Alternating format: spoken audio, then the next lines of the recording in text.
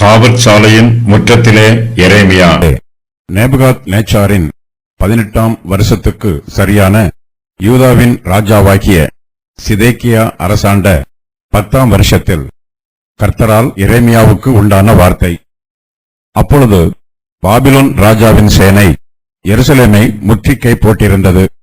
எரேமியா தீர்க்கதரிசியோ யூதா ராஜாவின் அரமனையில் உள்ள காவற்சாலையில் முற்றத்திலே அடைக்கப்பட்டிருந்தான். ஏனென்றால் இதோ இந்த நகரத்தை பாபிலோன் ராஜாவின் கையில் ஒப்புக் கொடுக்கிறேன், அவன் இதை பிடிப்பான் என்று கர்த்தர் சொல்லுகிறார் என்றும், யூதாவின் ராஜாவாகிய சிதேக்கியா கல்தேயருடைய கைக்கு தப்பிப் போகாமல் பாபிலோன் ராஜாவின் கையில் நிச்சயமாக ஒப்புக் கொடுக்கப்படுவான். அவன் வாய் இவன் வாயோட பேசும், அவன் கண்கள் இவன் கண்களை காணும். அவன் சிதேக்கியாவை பாபிலோனுக்கு கொண்டு போவான், நான் அவனை சந்திக்க மட்டும் அங்கே அவன் இருப்பான். நீங்கள் கல்தேயரோட யுத்தம் பண்ணினாலும் உங்களுக்கு வாய்ப்பதில்லை என்று கர்த்தர் சொல்லுகிறார் என்றும், நீ தீர்க்க தரிசனம் சொல்ல வேண்டியது என்ன என்று சொல்லி யூதாவின் ராஜாவாகிய சிதேக்கியா அங்கே அவனை அடைத்து வைத்தான். கல்தேயர்கள் யூதாவையும் எருசலேமையும் கொஞ்சம் கொஞ்சமாய் அழித்துக் கொண்டு வருகிறார்கள். தேவனுடைய நியாய தீர்ப்பு யூதாவின் மனுஷர் மீதும் எருசலேமின் குடிகள் மீதும் வருகிறது. ஆனால் அவர்களோ தங்கள் பாவங்களுக்கு இன்னும் மனம் திருந்தவில்லை.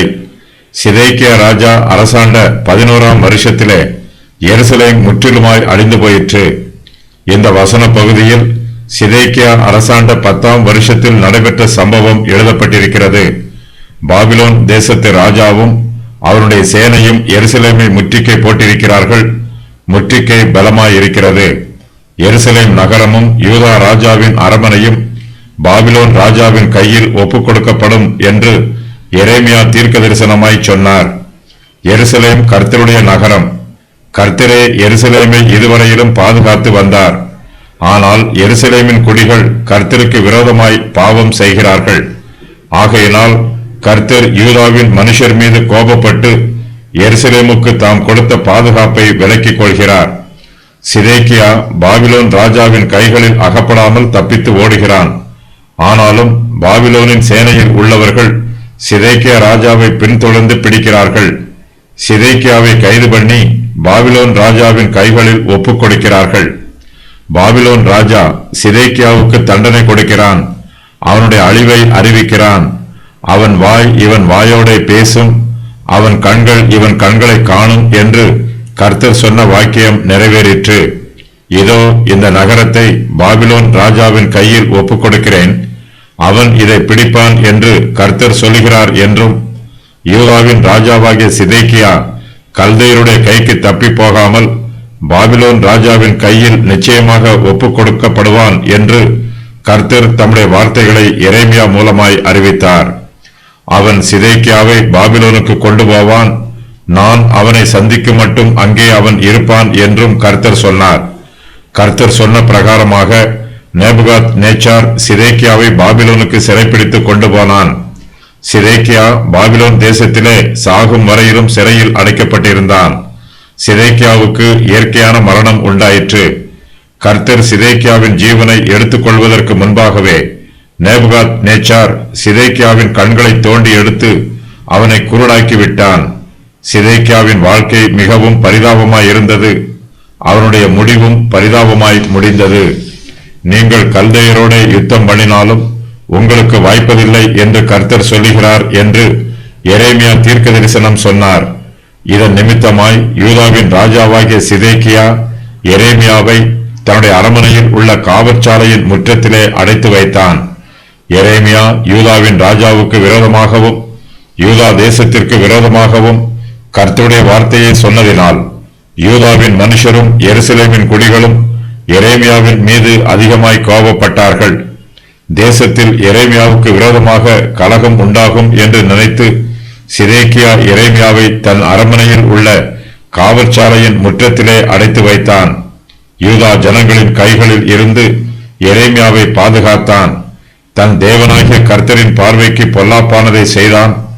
அவன் கர்த்தருடைய வாக்கை உரைத்த எரேமியா என்கிற தீர்க்கதரிசிக்கு முன்பாக தன்னை தாழ்த்தவில்லை. 2 நாளாகமம் 36:12. சிதேக்கியா இப்போது எரேமியாவுக்கு விரோதமாக தன்னுடைய இருதயத்தை கடினப்படுத்துகிறான். சிதேக்கியா இதற்கு முன்பு எரேமியாவின் வார்த்தைகளை கேட்பதற்கு ஆயத்தமாயிருந்தான்.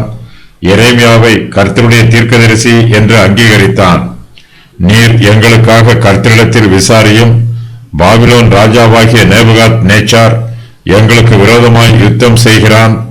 ஒருவேளை கர்த்தர் தம்முடைய எல்லா அற்புத செயலின்படியையும் எங்களுக்கு அனுகிரகம் செய்து அவனை எங்களை விட்டு போக பண்ணுவார் என்று சொல்லி அனுப்பினான்.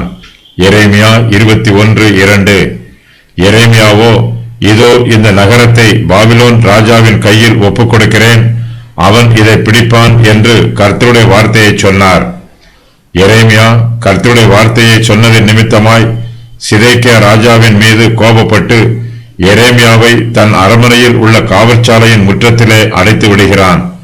எரேமியா இனிமேல் தனக்கு விரோதமாகவோ அல்லது எருசலேமுக்கு விரோதமாகவோ தீர்க்க தரிசனம் சொல்லக்கூடாது என்று நினைத்து சிதேக்கியா எரேமியாவை காவற்சாலையின் முற்றத்திலே அடைத்து வைத்தான். நிறைவின் அறிவிப்புகள். இந்த நகரத்தை பாபிலோன் ராஜாவின் கையில் ஒப்புக் கொடுக்கிறேன், அவன் இதை பிடிப்பான். சிதேக்கியா கல்தேயருடைய கைக்கு தப்பி போக மாட்டான். அவன் பாபிலோன் ராஜாவின் கையில் நிச்சயமாக ஒப்புக் கொடுக்கப்படுவான். அவன் வாய் இவன் வாயோட பேசும், அவன் கண்கள் இவன் கண்களை காணும். அவன் சிதேக்கியாவை பாபிலோனுக்கு கொண்டு போவான். நான் அவனை சந்திக்க மட்டும் அங்கே அவன் இருப்பான். நீங்கள் கல்தேயரோட யுத்தம் பண்ணினாலும் உங்களுக்கு வாய்ப்பதில்லை. எருசலேமின் வீழ்ச்சிக்கு 1 வருஷத்திற்கு முன்பாக இந்த சம்பவம் நடைபெறுகிறது. யூதர்களின் கடைசி ஜனத்தார் பாபிலோனின் சிறையிருப்புக்கு போகிறார்கள். எரேமியா எவ்வளவு காலம் காவற்சாலையின் முற்றத்தில் அடைக்கப்பட்டிருந்தார் என்று தெரியவில்லை. தான் கூறின தீர்க்க தரிசனங்களின் நிமித்தமாக எரேமியா சிறையில் அடைக்கப்பட்டிருந்தார். சிதேக்கியா பாபிலோன் தேசத்திற்கு சிறைப்பட்டு போவான் என்பதை எரேமியா முன் அறிவிக்கிறார்.